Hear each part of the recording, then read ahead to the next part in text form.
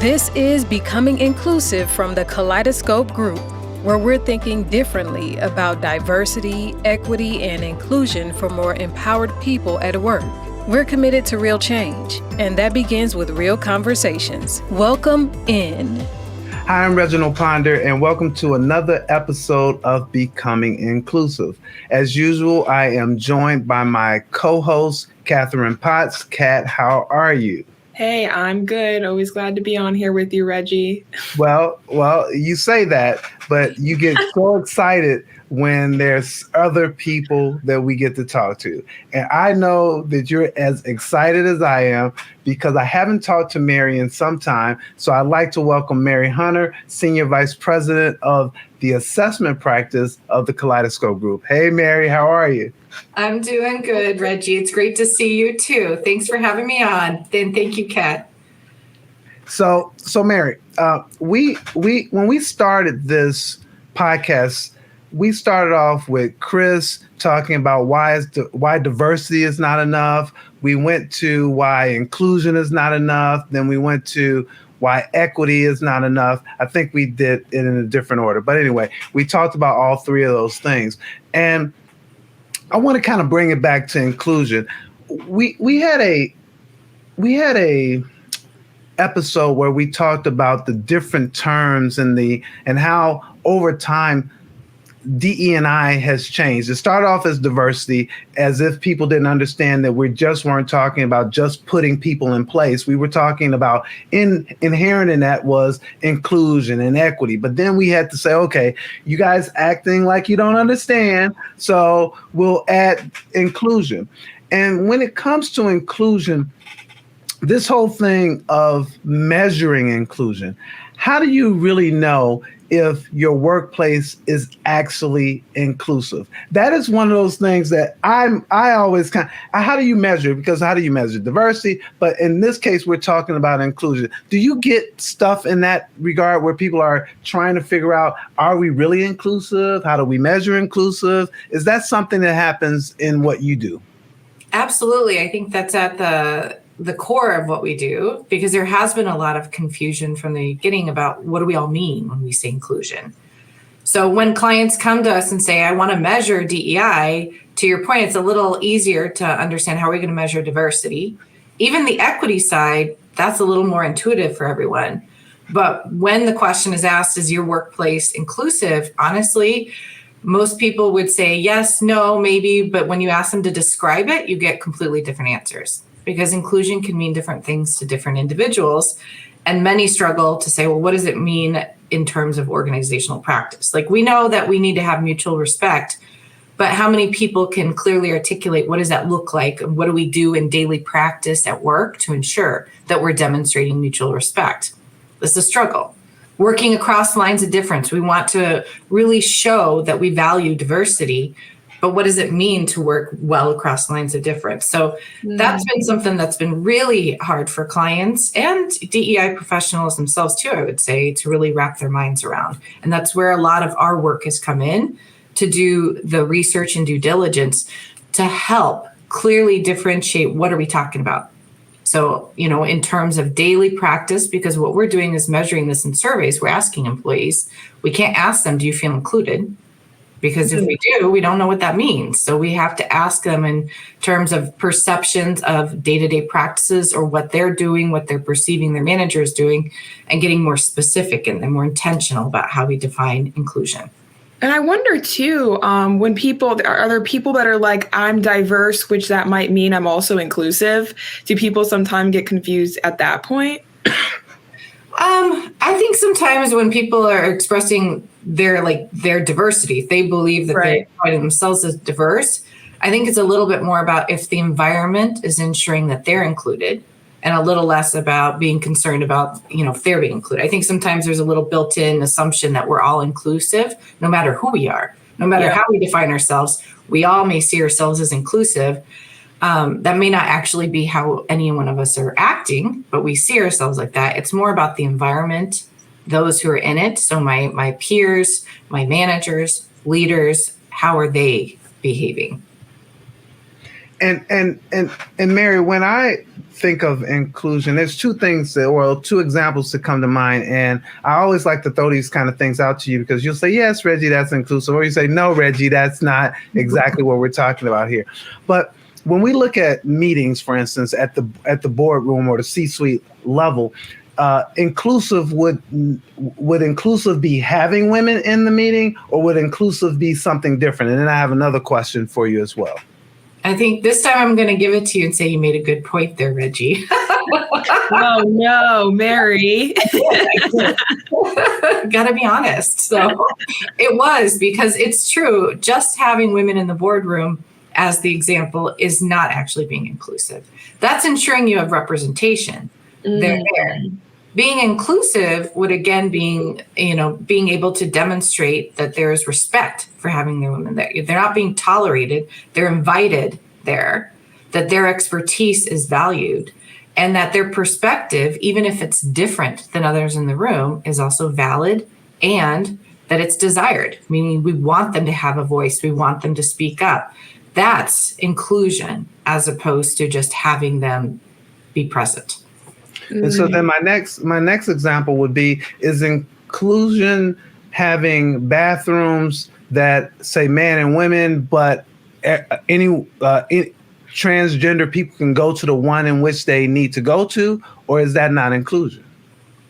I would refer to some of that as providing equitable opportunities, right? And we do see equity as being a core element of inclusion, because you really can't truly feel included if you're not having an equitable experience. So giving people access to the facilities that they need, to the tools that they need to be able to be comfortable at work and feel, again, that respect for their identity and who they are, that's critically important. So equity is really an integrated part of inclusion, and it's something that we measure in many different ways in our survey. You know, Mary, you talked about representation and that sort of being what people see as being inclusive, right? So what do you see as when do you see that curve of where people really kind of understand that difference? Because, there are people that really believe, oh, I have all these people in here, I'm representing everybody, this is inclusion, or even though that's kind of more of like tokenism in some ways, and it is, being inclusive. So is that a steep learning curve for people to really understand that, because maybe their efforts, they really felt like they were being inclusive? It can be. I think it varies because everyone is at a different place in their journey. So for some, maybe they've had more exposure and they've been able to see for themselves how inclusion is either demonstrated or not.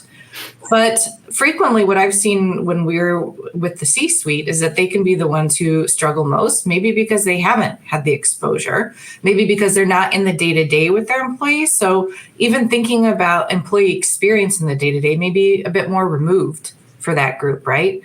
This tends to be the group that benefits the most from seeing survey results. It can be the most enlightening. I've had a CEO at one point tell me, wow, this was the best conversation I've ever had about diversity, equity, and inclusion, because for the first time, I don't feel blamed for everything, because I can see where the issues are and I can see how my employees are struggling. I used to think if we were trying to make a decision for our female market, if I turned to the woman in the room and said, well, Sue, you're a woman, tell me what you think, that I was including her. And now I can see how that's actually not creating an inclusive experience, and how that is kind of tokenism, right? And it can cause a very negative experience for people in the room. He wasn't making that connection until he could see these specific measures. When you're really bringing it to life, when you're telling somebody, what do I mean when you're giving people a voice? Because it's one thing to say have a voice, but it's another to say, what does that actually look like in your day-to-day practice? And that makes it so hard for me, Mary, because, okay, you and I are in a meeting. I'm encouraging you to speak up. You speak up, we have a great meeting, but none of your ideas are used. So you walk away feeling not included. You're like, I got to say something, but they didn't. I wasn't heard. They didn't listen to me. But on one hand, it could be because the best decision was made to go another way. So how do you how do you gauge that inclusive thing? Because I didn't say you couldn't speak. I didn't say you couldn't have an opinion. I allowed you to do all that. You understand my question? Well, and what happens to that individual that's like, okay, they're asking me, I'm sharing my ideas, but it goes nowhere? Because I imagine that has there's a outcome to that as well. Mm-hmm. I think it comes down to making sure that we're not trying to measure a singular event, because that may be one time that it happened, but trying to measure an employee's perceptions. Remember, we're only, especially in our surveys, we're asking about people's perceptions and opinions about what they're seeing, observing, experiencing in the workplace, and trying to gauge their overall. So if you're thinking about your overall experience at company XYZ, do you feel your opinions are valued and appreciated, right? When you share them. When I speak up, I feel my opinions are valued. That's actually something we measure in our survey too. And the way that it can be phrased is, again, to make them think overall. And then you measure to see too, you're not trying to get to an understanding of 3/4 of my employees do feel that, because it's their perceptions. It may actually be that 90% of employees' opinions are valued, but if they're not perceiving that, if they're not feeling it, then it's impacting their experience. Mm-hmm. So it's really important to understand too, you're not trying to get to a firm number. Even though it's a quantitative measure, we're asking everybody the same question and we are measuring it. We're trying to get, is this a high? Is this a low? Is this something that you really need to focus on, as opposed to honing in too much on, that out of my 100 employees, 80 of them said that they don't feel like that. There's a lot of research, because I know you've looked at it. There's a lot of research that talks about how this whole issue of inclusion really is a determinant as to whether people will choose a company or stay with a company. Yeah, absolutely. Because, we're in our assessment and analytics practice, we clearly are obsessed with numbers, right? So we're out there regularly scanning the internet for other research. And what we've uncovered is, ever since, COVID and a lot of the race and social justice issues that have become front and center, companies are really refocusing their efforts. Sometimes for the right reasons, but sometimes because employees are leaving in droves. So when they're leaving and you have a hard time filling positions, they're doing additional research and they're finding that employees are leaving for a lot of issues that are connected to inclusion. I don't feel respected at work. I don't have a sense of belonging. No, my opinions are not respected. Perspectives like mine not taken into consideration. Struggles with managers. A lot of these are becoming front and center, which is really making inclusion a must have nowadays, as opposed to kind of a nice topic to dig into here and there when you can. And so my question though is, are you seeing differences? So you're asking the general populace at a company, in general, from a research perspective, you're asking everybody, do you feel included? So are you seeing people of color feeling less included overall? What does the data kind of show in that regard? I see. Yes. That's actually a critical component to any type of analysis in measuring inclusion. It's so important to understand the differing perspectives of employees of different identities. And I say this because there's still a lot of places that really don't dive into race, ethnicity, gender, age, and their employee engagement or other experience studies. So sometimes they're surprised that that's such a central part of our analysis. But really, when you think about DEI, we are trying to make sure we value different perspectives.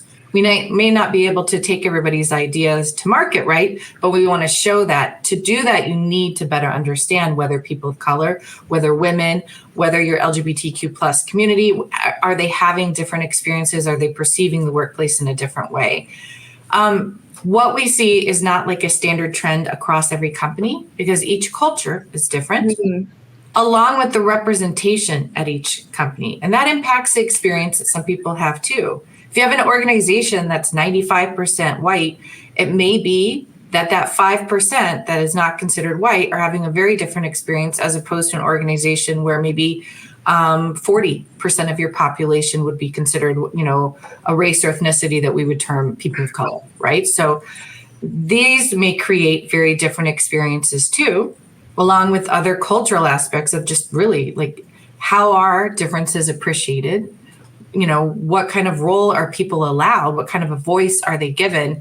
So sometimes we will see that African-American employees may have considerably lower scores, and other times they may be closer to on par with the total organization.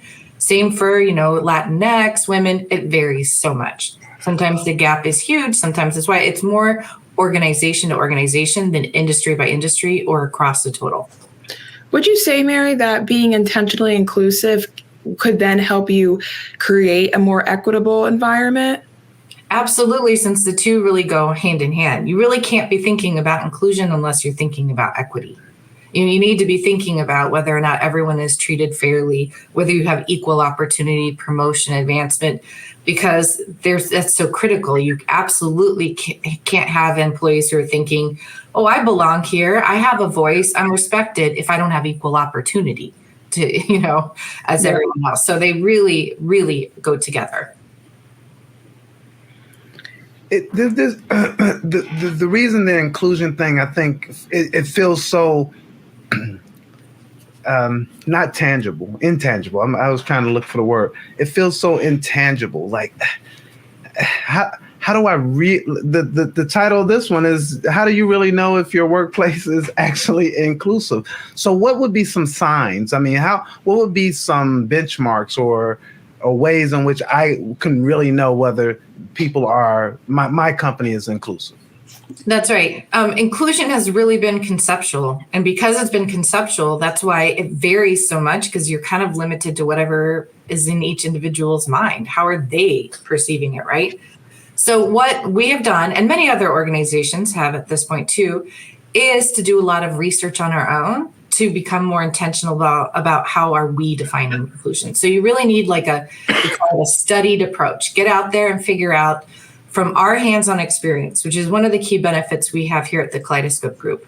We're a full-service diversity, equity, inclusion firm that's been doing this work for 30 years. So we have a lot of hands-on experience in working directly with our clients to see what is working in the day-to-day. What do you need to do? So we've done that. We've gone out and we've looked at the academic research that's out there too. And then we see just what's in the marketplace. Excuse me. And with all of that, we are able to put together a survey that would define more specific, tangible issues that are connected to inclusion. So I'm a visual learner, Mary. So when I look at diversity and someone gave me a picture, that picture can show me what diversity looks like. Got it.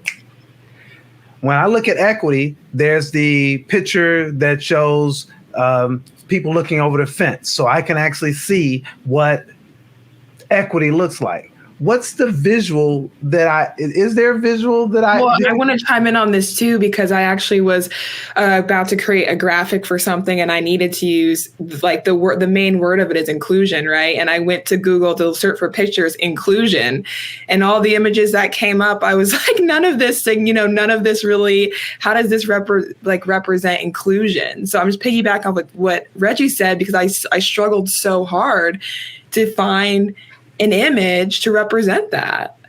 It's a really good point. I hadn't thought of this, so now I'm on the spot. I better. Oh, I'm sorry, man. I'm sorry. See, I do that from time to time.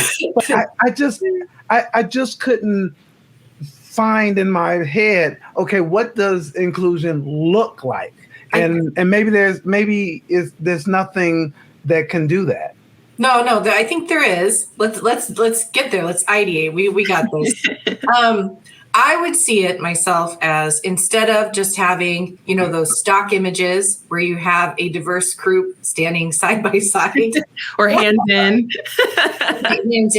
is actually showing them doing the work together and showing different people in the lead, showing different people in action, because that's really what having a voice, mutual respect, a sense of belonging, all of that is everybody truly working together, everyone really being able to apply their and be their best.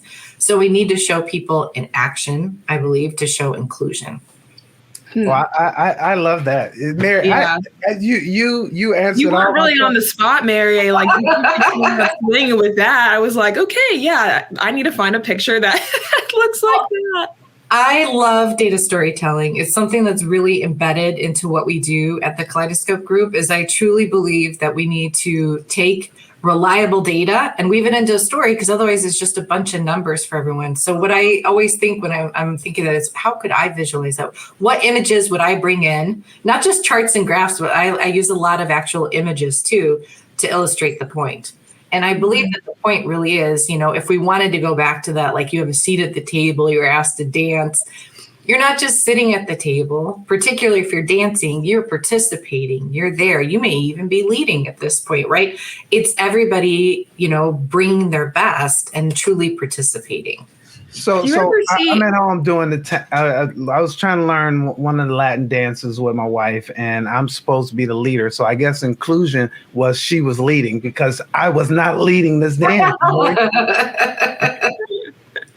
And maybe on the next one, maybe you lead the tango and she needs to lead the samba. And that is also, I believe, what inclusion is too, is we're being a little bit more fluid, because, there are times when leaders aren't leading, they're serving. And there are times where individual contributors are leading and stepping up.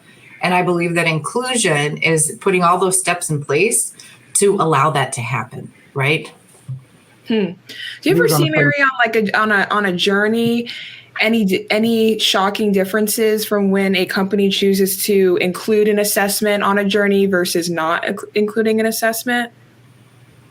When do I see them choose? Do you see that? Yeah. Are there any shocking outcomes? Do you see a huge gap when that happens? Because in my mind, how I see it is like an assessment would be a no-brainer, right? To start off with, because how do you really know where you're at if you are trying to change a culture for the people in your company? But I can imagine too, sometimes companies come and they say, this is where I want to get to, regardless of what anybody else thinks, but I want to get to this place. So, and I want to piggyback before you answer that, Mary, because I know companies who say this. Yeah.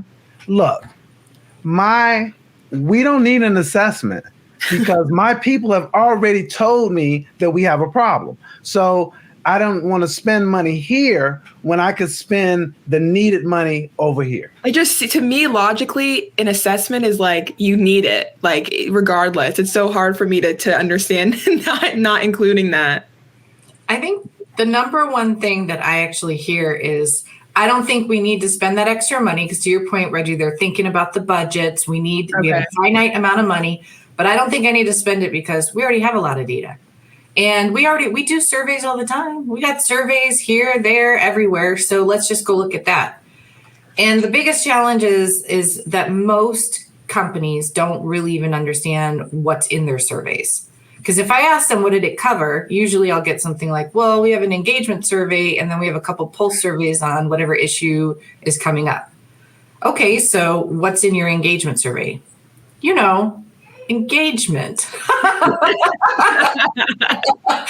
So I think a lot of times people aren't getting to know their data as intimately as maybe they need to, because a lot of times there's just data gathered for data's sake, and maybe they're not using it to make key business decisions. So if they're not using it, if it's not driving action within the organization, no, it'll be forgotten what actually was in there. So sometimes that can be a bit of a journey for us, is to really get our clients on the same page of, well, what are we covering? These are different topics. They're related to engagement. They're certainly not totally disconnected, but they're different. And better understanding how, if we actually measure these particular areas, we can drive action. You can make data-driven decisions. So when you decide to invest in diversity, equity, inclusion, you can rest assured that whatever you're doing is going to have the greatest impact, because it was driven by your employees and what their needs are to begin with. Well, Mary, we don't get to talk to you enough. We've already said this, because we could talk to you about this stuff forever. So we're absolutely going to need to have you back. But I want to say, here are the things that I got from this discussion. One is that inclusion is very important.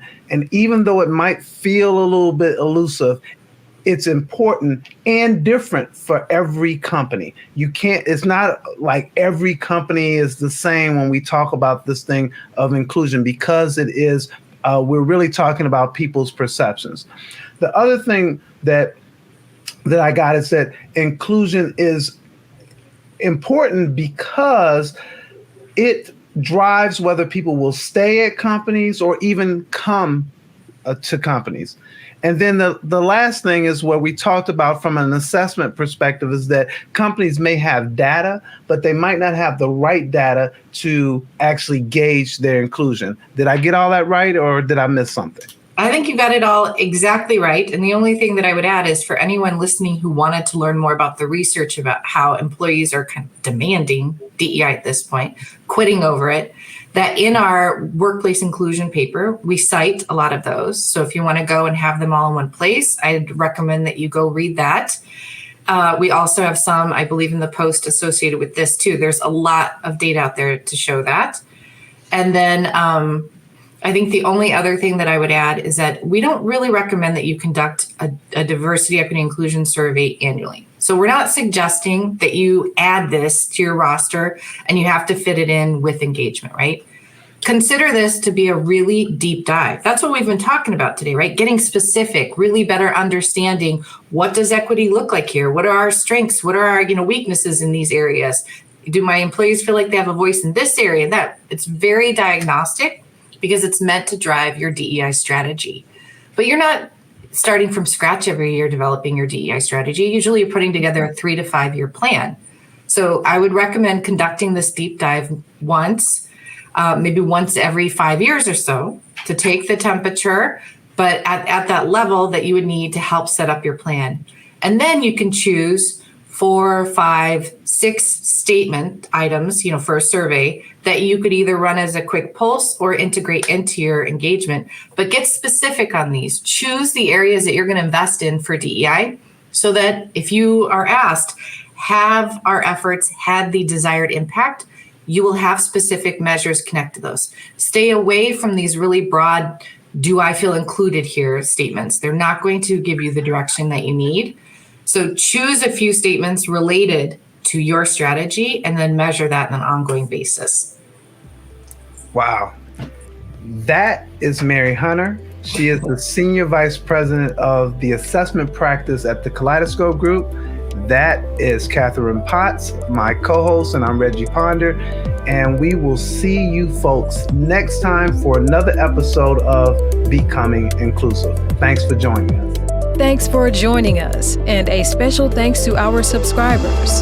Consider becoming one today. Becoming Inclusive is presented by the Kaleidoscope Group, your full-service diversity, equity, and inclusion partner serving clients worldwide. Learn more and continue the conversation at kgdiversity.com.